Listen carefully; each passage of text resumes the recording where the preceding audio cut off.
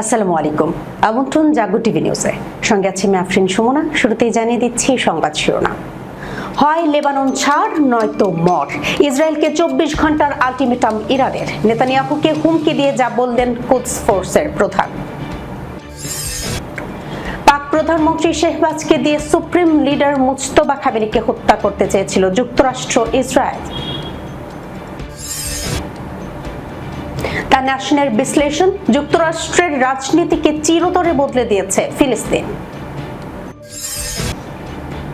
Iran, Lebanon ও পশ্চিম তীরে $1,50,00,000 সহায়তা দিচ্ছে জাপান। ভেনেজুয়েলায় ধ্বংসস্তূপ থেকে ভেসে আসছে চিৎকার, হু হু করে বাড়ছে মৃতের সংখ্যা। ফল রপ্তানিতে চাঙ্গা হচ্ছে আফগানিস্তানের অর্থনীতি, ডালিম আঙুরে বাজিমাত। বাবরি মসজিদ ভেঙে তৈরি করা রাম মন্দিরে দানের কোটি কোটি রুপি আত্মসাৎ, ভারত জুড়ে তোলপাড়। তুরস্কের কাছে $700 মিলিয়ন জেট ইঞ্জিন বিক্রির পথে ট্রাম্প প্রশাসন। দর্শক, শিরোনাম শুনছিলেন, এবার জানিয়ে দিচ্ছি বিস্তারিত। হয় লেবানন ছাড় নয়তো মর। ইসরায়েলকে 24 ঘন্টার আলটিমেটাম ইরানের। নেতানিয়াহুকে হুমকি দিয়ে যা বললেন কুদস ফোর্সের প্রধান। মধ্যপ্রাচ্যে আবারও যুদ্ধের কালো মেঘ ঘনীভূত হচ্ছে। ইরানের বিপ্লবী গার্ড কর্পসের কুদস ফোর্সের কমান্ডার ব্রিগেডিয়ার জেনারেল ইসমাইল কানি ইসরায়েলকে এক কঠোর হুমকি দিয়ে বলেছেন, লেবানন থেকে স্বেচ্ছায় সেনা প্রত্যাহার না করলে তাদের অপমানজনক পরাজয় মেনে নিতে হবে।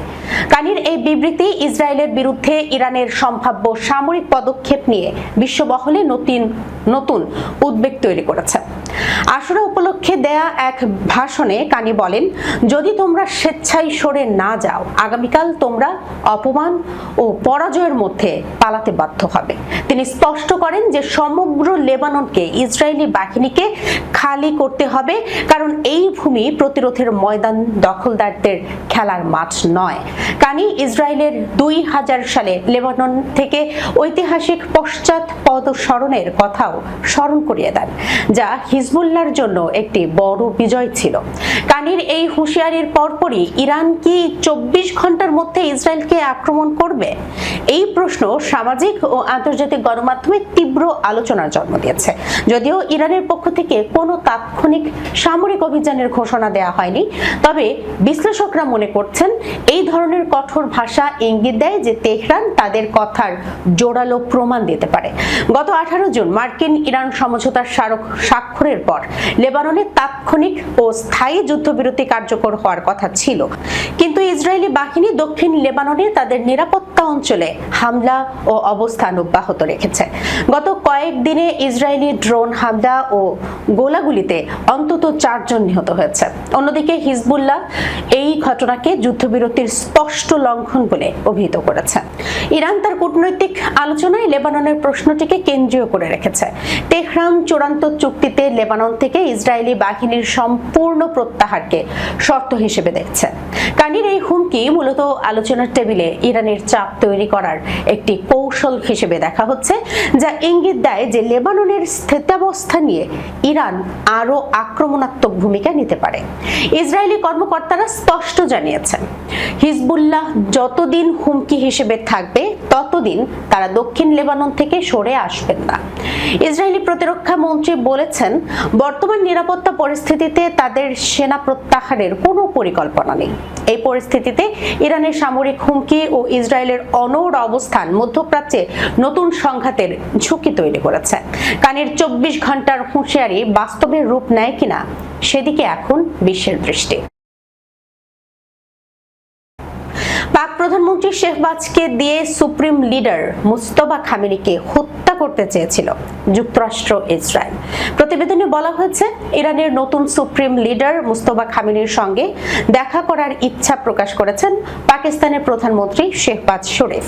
তবে তার এই ইচ্ছাকে যুক্তরাষ্ট্র ও ইসরায়েলের একটি ফাঁদ হিসেবে দাবি করেছেন ইরানি আইন প্রণেতা কামরান ঘাজানফারি।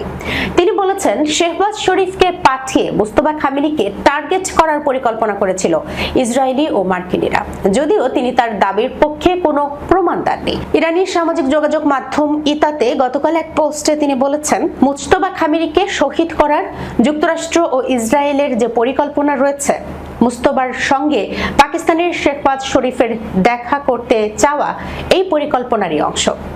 শেহবাজের মাধ্যমে মুস্তফাকে শহীদ করার পথ সুগম করতে চায় তারা।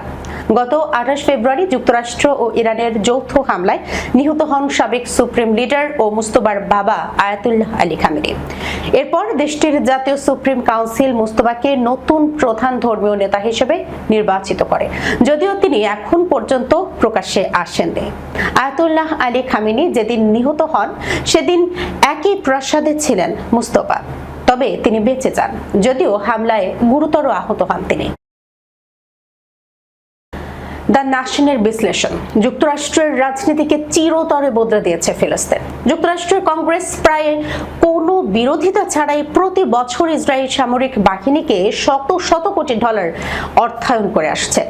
এই দেশে জাতীয় পদে আসীন হতে চাইলে যে কোনো মূল্যে ইসরায়েলকে সমর্থন করাটা প্রায় অপরিহার্য। দীর্ঘদিন ধরেই এটা প্রতিষ্ঠিত সত্য ছিল, অথচ সেই সমর্থনের কারণে যারা ফিলিস্তিনি ও লেবানিজ আমেরিকান, তাদের আত্মীয় স্বজন সহ লাখ লাখ মানুষ ক্রমাগত হত্যা, বাস্তুচ্যুতি ও নিপীড়নের শিকার হয়েছেন। কিন্তু ইসরায়েলের জন্য অবাধ অর্থায়ন ও দায় মুক্তির দিন শেষ, তা আর কখনো ফিরে আসবে না। এই অকাঠ্য বাস্তবতা নিয়ে যার সন্দেহ আছে তার নিউ ইয়র্ক সিটি নির্বাচনের দিকে তাকানো প্রয়োজন। নির্বাচনে ফিলিস্তিনপন্থী প্রার্থীরা 5টি বরাতে বিপুল বিজয় লাভ করেছেন। এই ঐতিহাসিক ফলাফলের পেছনে অনেক কারণ ছিল, কিন্তু একটি বিষয় তারা নিঃসন্দেহে নিশ্চিত করেছেন যে ফিলিস্তিনি অধিকারের প্রতি সমর্থন অভূতপূর্ব রাজনৈতিক পরিবর্তন আনছে এবং যুক্তরাষ্ট্রের রাজনীতিতে আর কিছুই আগের মতো থাকবে না।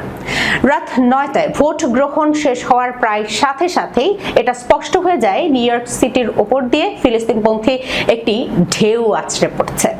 এই অপ্রতিরোধ্য স্রোতের ব্যাপকতা প্রথম অনুভব করেন বিদায়ী প্রতিনিধি ড্যান গোল্ডম্যান, যিনি তার বামপন্থী প্রতিদ্বন্দ্বী নিউ ইয়র্ক সিটির সাবেক কম্পট্রোলার ব্রাড লেন্ডারের চ্যালেঞ্জ মোকাবেলা করার চেষ্টা করছিলেন।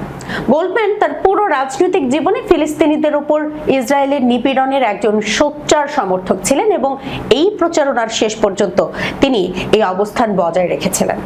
তিনি ইসরায়েল যে ফিলিস্তিনি ভূমি দখল করেছে তা মেনে নিতে রাজি নন। তিনি গাজায় সংঘটিত গণহত্যাকে অস্বীকার করেন এবং এমনকি স্বীকার করেন যে গত বছরের সিটি নির্বাচনে তিনি নিউ ইয়র্ক সিটির মেয়র পদের ডেমোক্রেটিক মনোনীত প্রার্থী জোহরান মামদানিকে ভোট দেননি। আর ভোট না দেওয়ার কারণ ছিল মামদানি ফিলিস্তিনি অধিকারের পক্ষে সোচ্চার। যখন গোল্ডম্যানের ভোটাররা ক্রমবর্ধমান মূল্যবৃদ্ধি থেকে মুক্তির দাবি জানাচ্ছিলেন, তখন ওয়াশিংটনে তাদের প্রতিনিধি নির্লজ্জভাবে ইসরায়েলের সামরিক বাহিনীকে অর্থায়নের জন্য শত শত কোটি ডলার পাঠাচ্ছিলেন। এমনকি ইসরায়েলি প্রধানমন্ত্রী বেনিয়ামিন নেতানিয়াহুকে গ্রেপ্তার থেকে রক্ষা করার জন্য আন্তর্জাতিক অপরাধ আদালতের উপর নিষেধাজ্ঞা আরোপকারী রিপাবলিকান নেতৃত্বাধীন আইনের পক্ষে ভোটও দিয়েছিলেন। মানবিক সংকট মোকাবেলায় ইরান, লেবানন এবং অধিকৃত পশ্চিম তীরের মানুষের জন্য জরুরি সহায়তা হিসেবে 1,50,00,000 মার্কিন ডলার অনুদান দেওয়ার ঘোষণা দিয়েছে জাপান। জাপানের পররাষ্ট্র মন্ত্রণালয়ের এক বিবৃতিতে জানানো হয়েছে, আন্তর্জাতিক বিভিন্ন সংস্থার মাধ্যমে এই সহায়তা পৌঁছে দেওয়া হবে। এর মধ্যে রয়েছে আন্তর্জাতিক রেড ক্রস কমিটি IFRC এবং international federation of red cross and red crescent societies. এই অর্থ স্বাস্থ্যসেবা, খাদ্য, আশ্রয়, নিরাপদ পানি সরবরাহ এবং স্যানিটেশন সুবিধা নিশ্চিত করার মতো জরুরি মানবিক কার্যক্রমে ব্যয় করা হবে। এছাড়া লেবাননে বেসরকারি সংস্থাগুলোর ত্রাণ কার্যক্রম জোরদার করতে জাপান প্ল্যাটফর্মের মাধ্যমে অতিরিক্ত 6,40,000 মার্কিন ডলার সহায়তা দেওয়ার কথাও জানিয়েছে টোকিও।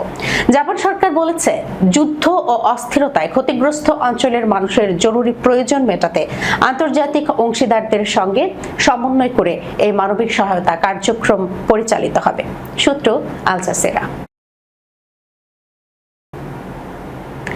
ভেনেজুয়েলার রাজধানীর কাছে ২ দফা শক্তিশালী ভূমিকম্প আঘাত হানার পর জীবিতদের উদ্ধারে তৎপরতা চালাচ্ছেন উদ্ধারকর্মীরা। এখন পর্যন্ত অন্তত ২৩৫ জন নিহত এবং ১৫০০ জনেরও বেশি মানুষ আহত হওয়ার খবর পাওয়া গেছে। কারাকাস এবং পার্শ্ববর্তী উপকূলীয় শহর লা গুয়াইরায় ভবনের ধ্বংসস্তূপের নিচ থেকে লোকজনকে সাহায্যের জন্য চিৎকার করতে শোনা যাচ্ছে। যুক্তরাষ্ট্রের ভূতাত্ত্বিক জরিপ সংস্থা USGS এর তথ্য অনুযায়ী প্রথম দফায় ৭.২ মাত্রার ভূমিকম্পের কয়েক সেকেন্ড পরে ৭.৫ মাত্রার আরেকটি শক্তিশালী ভূমিকম্প আঘাত হানে। দুটি ভূমিকম্পই ভূপৃষ্ঠের খুব কাছাকাছি হওয়ায় ধ্বংসযজ্ঞের মাত্রা বেশি ভয়াবহ হয়েছে। নিহতের সংখ্যা আরও বাড়তে পারে বলে আশঙ্কা করা হচ্ছে। এছাড়া অনেকে গৃহহীন হয়ে পড়েছেন অথবা ক্ষতিগ্রস্ত ভবনে থাকতে ভয় পাওয়ায় খোলা আকাশের নিচে বা রাস্তায় রাত কাটাচ্ছেন।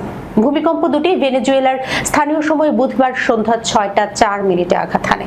দেশটিতে জাতীয় ছুটি থাকায় সেদিন স্বাভাবিক কর্মদিবসের চেয়ে বেশি মানুষ বাসাবাড়িতে অবস্থান করছিলেন। USGS এর মতে ভূমিকম্প দুটি ছিল অগভীর। প্রথমটির কেন্দ্রস্থল ছিল ভূপৃষ্ঠ থেকে ২০.৩ কিলোমিটার গভীরে এবং দ্বিতীয়টির গভীরতা ছিল ১০ কিলোমিটার। ভেনেজুয়েলার জাতীয় পরিষদের সভাপতি জর্জ রদ্রিগেজ বৃহস্পতিবার জানিয়েছেন যে মৃতের সংখ্যা বেড়েছে। এর আগে জরুরি অবস্থা ঘোষণা করেন দেশটির অন্তর্বর্তীকালীন প্রেসিডেন্ট ডেলসি রদ্রিগেজ। বিভিন্ন দেশ উদ্ধার কাজের সহায়তার প্রতিশ্রুতি দিয়েছে। এর মধ্যে $১৫ কোটি সহায়তার ঘোষণা করেছে যুক্তরাষ্ট্র।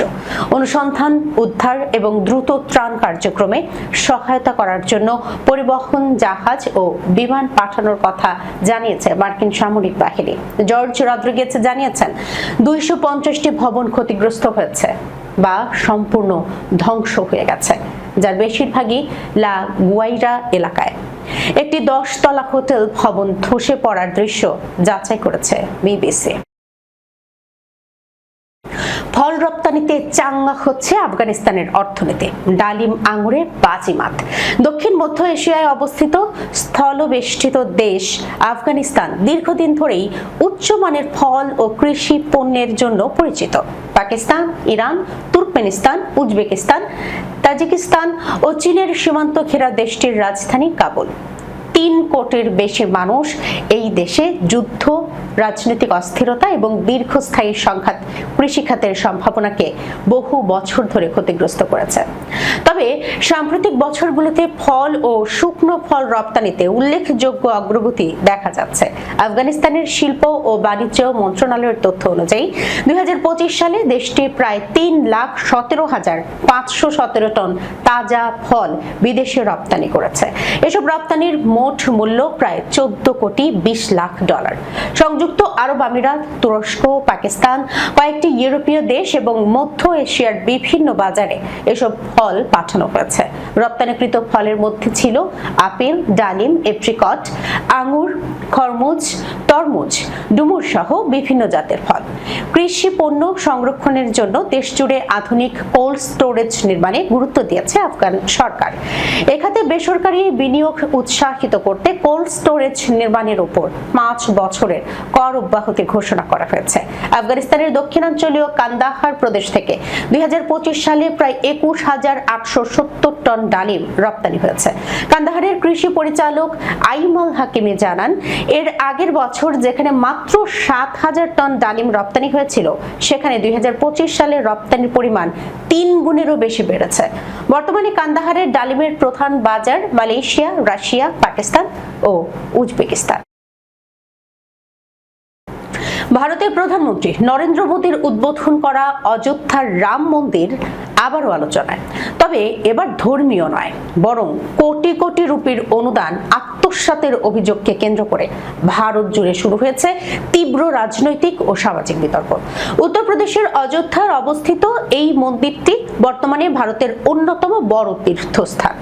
প্রতি বছর প্রায় ৫ কোটি ভক্ত এখানে দর্শনে আসেন। কিন্তু সম্প্রতি ভক্তদের দেয়া নগদ অর্থ, সোনা ও রূপার অলংকার ব্যবস্থাপনায় অনিয়মের অভিযোগ ওঠায় বিষয়টি দেশের সর্বোচ্চ আদালত পর্যন্ত গড়িয়েছে।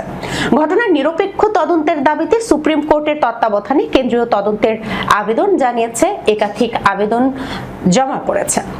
একই সঙ্গে উত্তরপ্রদেশ সরকার 3 সদস্যের একটি বিশেষ তদন্ত দল গঠন করেছে।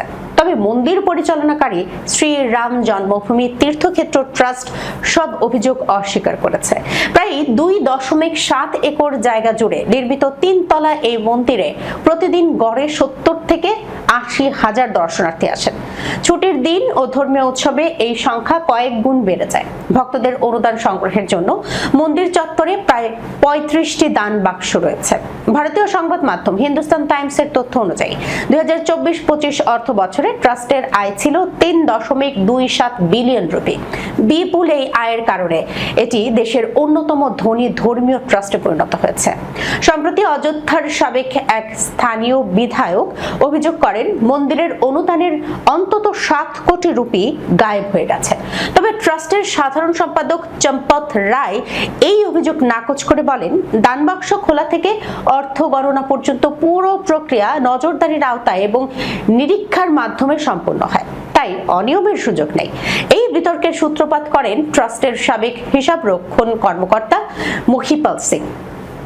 তিনি দাবি করেন, অনুদানের অর্থ ও মূল্যবান সামগ্রী গণনায় অসঙ্গতি নিয়ে প্রশ্ন তোলার পর তাকে দায়িত্ব থেকে সরিয়ে দেওয়া হয়। তবে প্রাণনাশের হুমকির কথা উল্লেখ করে তিনি এই বিষয়ে বিস্তারিত মন্তব্য করতে রাজি হননি। মার্কিন প্রেসিডেন্ট ডোনাল্ড ট্রাম্পের প্রশাসন তুরস্কের কাছে $700 মিলিয়নেরও বেশি মূল্যের কয়েক ডজন জেট ইঞ্জিন বিক্রির পরিকল্পনা আনুষ্ঠানিকভাবে কংগ্রেসকে জানিয়েছে। তবে এই সিদ্ধান্ত নিয়ে কংগ্রেসের কয়েকজন ডেমোক্র্যাট আইন প্রণেতা আপত্তি তুলেছেন। এর আগে বুধবার বার্তা সংস্থা রয়টার্স জানায়, 2019 সালে রাশিয়ার S-400 আকাশ প্রতিরক্ষা ব্যবস্থা কেনার কারণে তুরস্কের উপর যুক্তরাষ্ট্রের নিষেধাজ্ঞা এবং কংগ্রেসের আপত্তি থাকলেও ট্রাম্প প্রশাসন এই বিক্রয় চুক্তি এগিয়ে নেওয়ার সিদ্ধান্ত নিয়েছে। রাতে কংগ্রেসে পাঠানো বিজ্ঞপ্তিতে মার্কিন পররাষ্ট্র মন্ত্রণালয় জানায়, রাজনৈতিক, সামরিক, অর্থনৈতিক, মানবাধিকার এবং অস্ত্র নিয়ন্ত্রণ সংক্রান্ত বিষয় পর্যালোচনা করেই এই রপ্তানি লাইসেন্স অনুমোদনের সিদ্ধান্ত নেওয়া হয়েছে।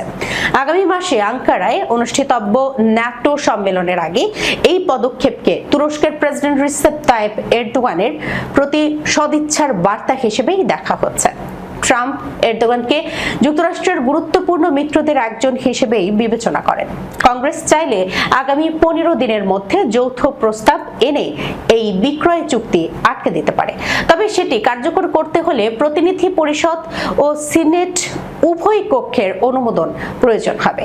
এমনকি বিল পাশ হলেও প্রেসিডেন্ট ট্রাম্পের ভেটো দেওয়ার ক্ষমতা রয়েছে। প্রতিনিধি পরিষদের পররাষ্ট্র বিষয়ক কমিটির শীর্ষ ডেমোক্রেট গ্রেগরি মিক্স এই চুক্তির অন্যতম সমালোচক। তার অভিযোগ, তুরস্কের S-400 ক্ষেপণাস্ত্র ব্যবস্থা এবং দ্বিপাক্ষিক সম্পর্কের ভবিষ্যৎ নিয়ে প্রশাসন পর্যাপ্ত ব্যাখ্যা দেয়নি। মিক্স বলেন, এই সরঞ্জাম সরবরাহে কয়েক বছর সময় লাগবে, অথচ প্রশাসন যুক্তরাষ্ট্রের নীতিগত গুরুত্বপূর্ণ বিষয়গুলো নিয়ে আমাদের উদ্বেগের জবাব দিতে বারবার ব্যর্থ হয়েছে। জেট ইঞ্জিন বিক্রি, F-35 কর্মসূচি এবং আঙ্কারা সম্মেলন প্রসঙ্গে বুধবার ট্রাম্প বলেন, আমি সম্ভবত এমন কিছু করতে যাচ্ছি যা তাদের অনেক খুশি করবে। দর্শক, এই ছিল এখনকার মতো জাগো টিভি নিউজে। যাবার আগে সংবাদ শিরোনামগুলো জানাচ্ছি আরো একবার। হয় লেবানন ছাড়, নয়তো মর। ইসরায়েলকে 24 ঘন্টার আলটিমেটাম ইরানের। নেতানিয়াহুকে হুমকি দিয়ে যা বললেন কুদস ফোর্সের প্রধান। পাক প্রধানমন্ত্রী শেহবাজকে দিয়ে সুপ্রিম লিডার মুজতবা খামেনিকে হত্যা করতে চেয়েছিল যুক্তরাষ্ট্র, ইসরায়েল। দ্য ন্যাশনের বিশ্লেষণ, যুক্তরাষ্ট্রের রাজনীতিকে চিরতরে বদলে দিয়েছে ফিলিস্তিন। ইরান, লেবানন ও পশ্চিম তীরে $1,50,00,000 সহায়তা দিচ্ছে জাপান। ভেনেজুয়েলায় ধ্বংসস্তূপ থেকে ভেসে আসছে চিৎকার, হু হু করে বাড়ছে মৃতের সংখ্যা। ফল রপ্তানিতে চাঙ্গা হচ্ছে আফগানিস্তানের অর্থনীতি, ডালিম আঙুরে বাজিমাত। বাবরি মসজিদ ভেঙে তৈরি করা রাম মন্দিরে দানের কোটি কোটি রুপি আত্মসাৎ, ভারত জুড়ে তোলপাড়। তুরস্কের কাছে $700 মিলিয়ন জেট ইঞ্জিন বিক্রির পথে ট্রাম্প প্রশাসন। এখনকার মতো এই পর্যন্তই। এতক্ষণ পর্যন্ত যারা সঙ্গে ছিলেন সবাইকে ধন্যবাদ। আল্লাহ হাফেজ।